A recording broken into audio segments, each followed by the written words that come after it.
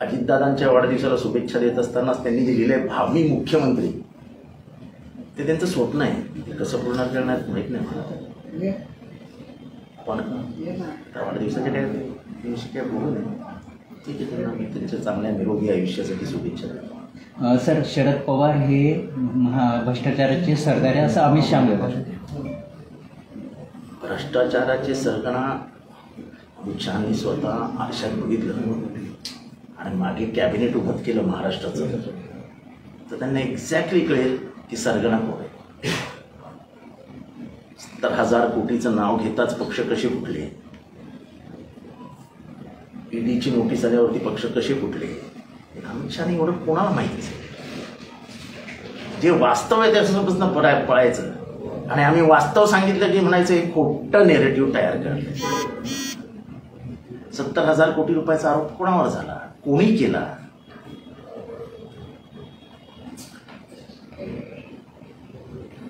Nationalist corrupt party असं कोण म्हणालेलं? तेव्हा खुदी के गिरेबान में जे देखो सब सामने आ जाएगा. अपने दिल से तो पूछो. उद्धव ठाकरे हे दुसरी गोष्ट, शरद पवारांचं नाव घेतल्याशिवाय महाराष्ट्राचं राजकारण होऊ शकत नाही. हे आता अमित शहाना पण कळलं. म्हणजे एकेकाळी जे गोपीनाथ मुंडे करायचे पहिलं शरद पवार, तसं अमित शहा आले की पहिलं शरद पवार, दुसरं काय नाहीच आहे महाराष्ट्रात. अहो तुमच्या तो जो ह्याचा घोटाळा आहे, स्कॅम, इलेक्टोरल स्कॅम घोटाळा, जो भारताच्या इतिहासातला सर्वात मोठा घोटाळा आहे. नंतर सेबीचा घोटाळा, याच्यावर काहीतरी बोला, कधीतरी बोला. फार वेळ बोलू नका, पण कधीतरी बोला. लोकसभेमध्ये कशा अडचणीत हे दोन स्कॅम निघाले की, तेव्हा त्याच्यावर बोला ना काहीतरी. परवा जी दंगलप्रेमी पेटवलीत त्या विशालगडावर आणि गजापूरमध्ये, त्याच्यावर काहीतरी बोला. त्या कावड यात्रेच्या दरम्यान सगळ्या गाड्यांवरती आपापली नावं द्या, अशी एक नवीन तुम्ही मोहीम काढलेली आहे. देशभराचा कायदा लागू करा ना. हा दुकान कोणाचं, ते दुकान कोणाचं, त्यांनी बाहेरच नावं लिहायची. हा कायदा पूर्ण भारतभर काढा. आता चांगला कायदा आहे, मालकी स्पष्ट होईल मुंबईतली पण कोणाच्या काय ते, म्हणजे मराठी माणसांना पण कळेल त्यांच्या हातात राहिले किती. जात, धर्म याच्याशिवाय काही पुढचं राजकारण नाही का? आणि खोटा नरेटिव्ह आता कोण सेट करते? हे जरा खोटा नरेटिव्ह म्हणणाऱ्या आमच्या सगळ्या बीजेपीच्या सहकाऱ्यांना विचारा. आणि आम्ही वास्तव सांगितलं तर खोटा नरेटिव्ह. शासनाने स्वतः पोलिसांना हाताशी पकडून, जिल्हाधिकाऱ्यांना हाताशी पकडून विशालगडाची दंगल पेटवली आणि पोलिसांच्या संरक्षणाखाली गजापूर लुटलं असं म्हटलं तर काहीही मी खोटं बोलत नाहीये. दरोडेखोरासारखे लोक आतमध्ये घुसली, त्याच्याकडे सरकारकडे उत्तर आहे सरकारकडे उत्तर? स्वतः SP उपस्थित असताना घरं कशी लुटली जातात? घरं लुटली नाही जात तर तिथले घरातले सगळे पळून गेले जंगलामध्ये. विशालगडमध्ये सगळे उघड्यावर राहत आहेत, याचं काही उत्तर आहे तुमच्याकडे? 1 तारखेपासून कुठलंही घर तोडू नये असं म्हणत असताना तुम्ही एक नंतरच 4 प्रमुख कारवाया केल्या आणि त्या 4ही झोपडपट्ट्या दलित आणि मुसलमानांच्या होत्या. का गरिबांना जगूच देणार नाही तुम्ही? काय कलेक्टरला माहित नव्हतं की स्टे ऑर्डर आहे म्हणून ते कोर्टाने छापलं तुम्हाला की स्टे ऑर्डर असताना तुम्ही तोडलंच कसं? आणि 29 तारखेला तर खूप काही पुरावे समोर येतील, समोर येतील.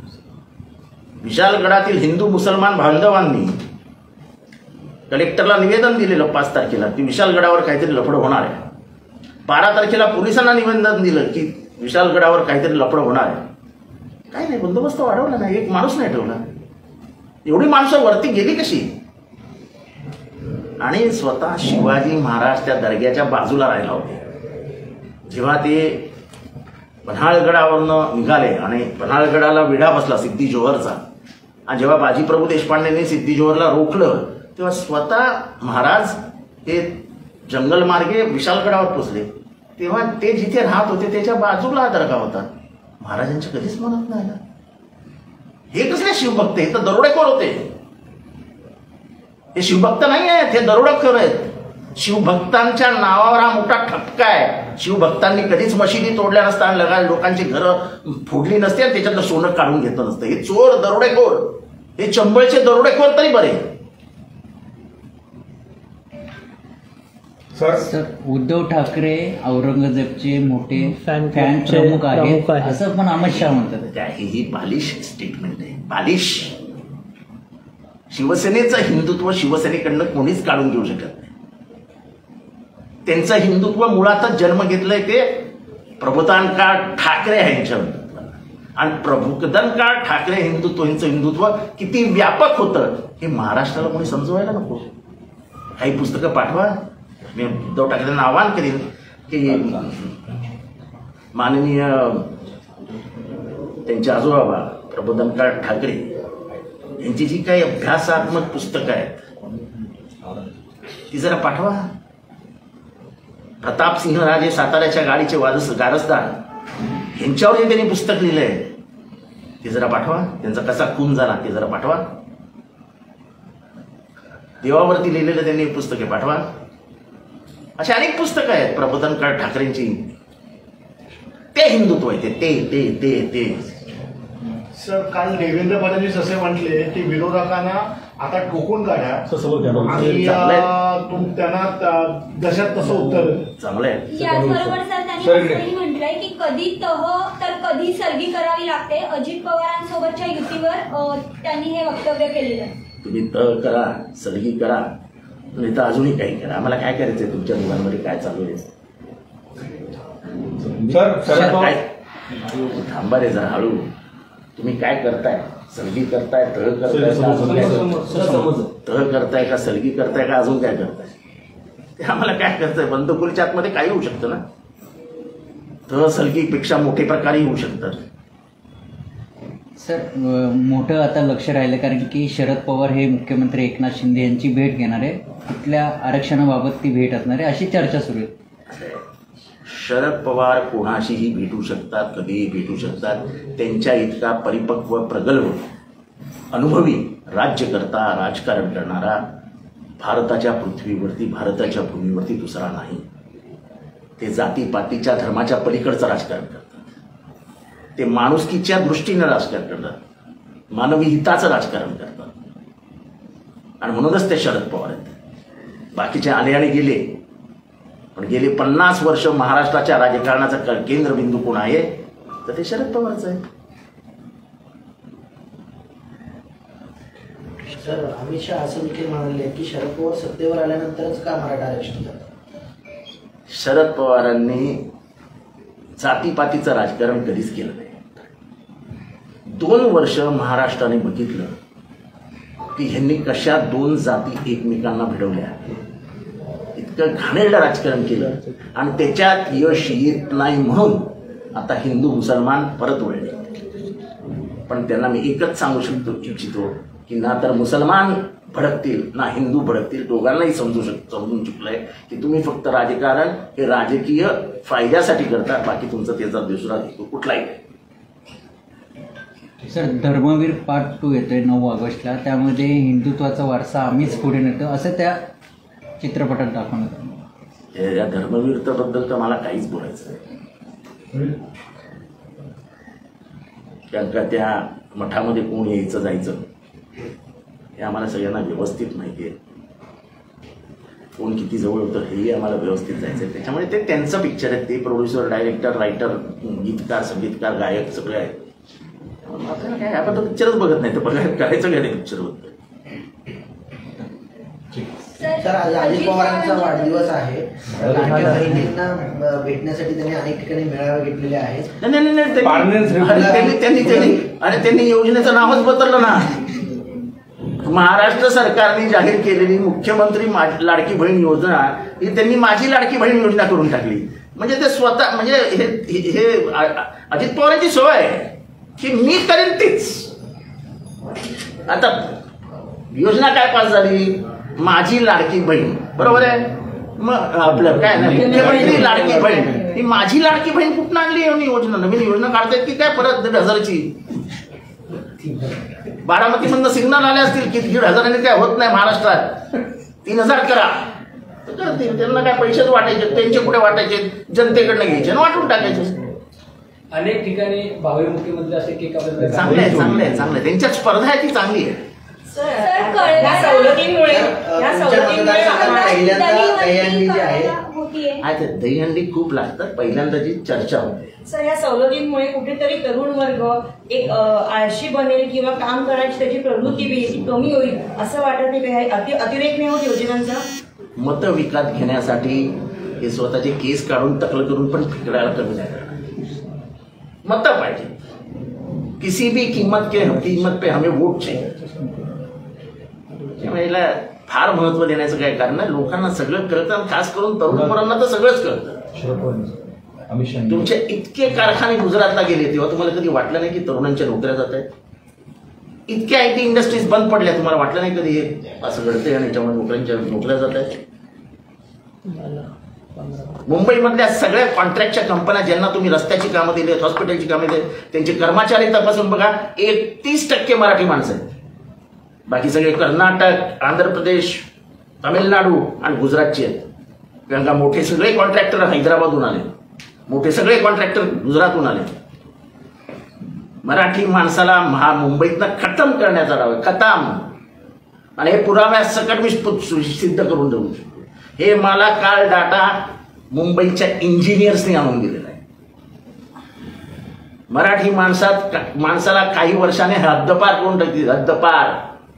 आधीच चालू आहे, नॉनव्हेज खाणाऱ्यांना प्रवेश नाही, नॉनव्हेज खाणार असाल तर राहू देणार नाही. दक्षिण मुंबईत तर अजून 10-15 वर्षाने औषधाला सापडणार नाही मराठी माणूस. ज्या दक्षिण मुंबईवरती मराठी माणसाचं वर्चस्व होतं संपलं.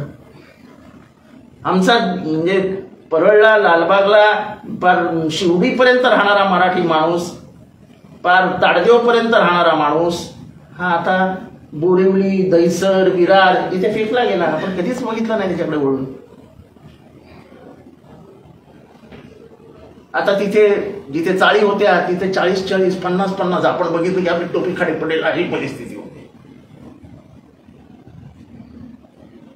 गरीब माणसाला स्थानच नाही तर मुंबई. सर पुणा नंतर वरली आणि आता मुलुंडमध्ये हिट अँड रन ओढीवरून 2 रिक्षांना धडक दिली, त्यामध्ये 4 जण हे गंभीर जखमी. Hit and run basically road safety नावाचा प्रकारच महाराष्ट्रात नाही. कारण का ह्या एकेकाच्या बंदोबस्ताला 800 पोलीस आहेत. 800 पोलीस काय करणार? पोलीस तरी बिचारे काय करणार? आपण सगळं पोलिसांच्या डोक्यावर पडतो, पोलीस करणार काय? पोलीस कंप्लेंट घेतात, काय करणार? पोलीस हतबल आहेत. फोन येतो, जितेंद्र आव्हाडचं नाव घ्या, टाका त्याच्यात. काय हिंमत आहे आमच्या इन्स्पेक्टरची? इन्स्पेक्टरला निरोप येतो, नाव घे नाही तर खुर्ची सोड. हे असं 15 वर्ष आम्ही राज्यकर्ते होतो, त्याच्या आधीही आम्ही राज्यकर्ते होतो. आम्हाला नाही वाटत आमचा गृहमंत्री कधी असा दम देत असेल, कधीच नाही. यांच्या म्हणजे काय आता सांगायचं, यांचे PA फोन करतात, याला NPDA लावा, त्यांना NPDA लावा, त्याला NPDA लावा. PA कार्यकर्ते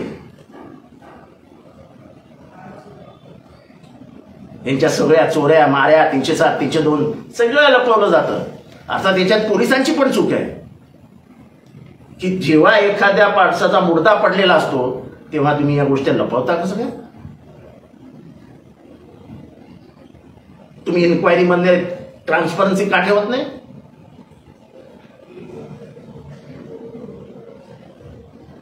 फॉरेन बँकेत कोणाकोणाचे पैसे गेले तुम्ही शोधत का नाही? जेव्हा तुम्ही एका गुन्ह्याचा तपास करता तेव्हा सर्वत्र तो तपास का नाही होत? आणि मग एक मगरुरी येते, कितीही काही केलं तरी माझं नावच येऊ शकत नाही. मग करा दुसरा, करा तिसरा, करा चौथा. आहे आपल्याला राजकीय आशीर्वाद. कुठेतरी हे थांबलं पाहिजे. हे थांबलंच पाहिजे. क्रिमिनलायझेशन ऑफ पॉलिटिक्स हे चुकीचंच आहे. तुम्ही कोणाची खरूच काढू नका आणि दुसऱ्याला खरूच काढायला देऊ नका. आम्हाला या बहिणीवरनं शिव्या घालतात ट्रोलिंग करताना, आणि फटके पडले की मग म्हणतात अरे मारलं मारलं मारलं मारलं मारलं. करू नका ना. आमच्या आया बहिणी काय रस्त्यावर पडल्या काय? आमच्या पोरींबद्दल वाटेल ते राहायचं, आमची पोरगी काय रस्त्यावर पडली काय?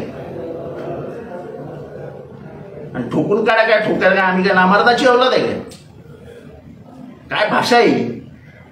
महाराष्ट्र राज्यामध्ये मंत्रिमंडळातला एक मंत्री म्हणतो ठोकून काढा, आणि ज्याच्या हातात पोलीस आहेत.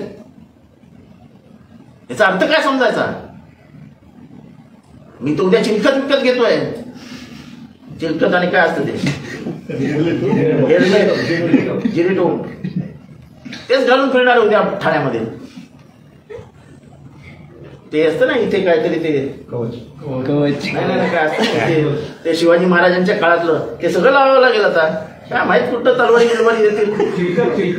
चिलकत नाही, चिलकत आलं छाती.